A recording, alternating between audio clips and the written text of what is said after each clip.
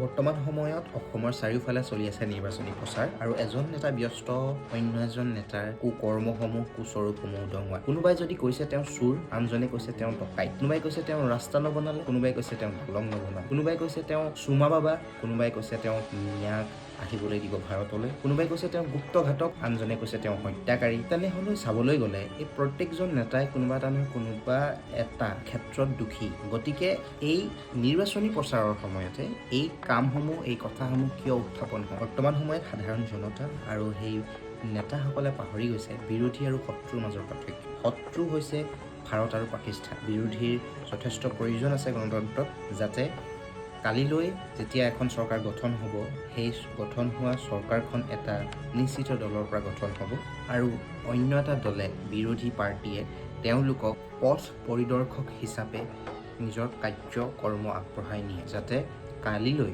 সেই শক্তি আৰু সত্তাত থকা নেতাজনে আহি সাধাৰণ জনতাৰ ওপৰত মই মতালিৰ অত্যাচাৰ নচলায়। তেওঁৰ মনত যিটোকে আহে তেওঁ যাতে সেইটোকে নকৰে। উচিত কামসমূহ যাতে জনতাৰ হিতৰ কাৰণে, ৰাষ্ট্ৰৰ ভালৰ কাৰণে যাতে কামবিলাক কৰে, তাৰ বাবে বিৰোধীৰ প্ৰয়োজন যথেষ্ট আছে আৰু ভাল জ্ঞানী সৎ বিৰোধীৰ যথেষ্ট প্ৰয়োজন। বিৰোধী আৰু শত্ৰু এই দুইটা পৃথক বস্তু। এই দুটা কেতিয়াও আমি সানমিহলি কৰি লগ লগাব নালাগে। মোৰ প্ৰশ্ন পোনপটীয়াকৈ সাধাৰণ ব্যক্তিসকলৰ বাবে, সাধাৰণ জনতাৰ বাবে, যাতে তেওঁলোকে বিৰোধী আৰু শত্ৰুৰ মাজৰ পাৰ্থক্য বুজি পায়। উচিত এজন প্ৰতিনিধি নিজৰ মাজৰ পৰা মনোনীত কৰি তেওঁলোকক জয়যুক্ত কৰি কালিলৈ নিজৰ অঞ্চলত হ'বলগীয়া প্ৰত্যেকটো উন্নয়ন আৰু নহ'বলগীয়া উন্নয়নৰো দায়িত্ব নিজেই লয়। বিৰোধী আৰু শত্ৰু এই দুটা পৃথক বস্তু, তাৰ বিষয়ে আমি অৱগত হোৱাটো যথেষ্টভাৱে প্ৰয়োজন।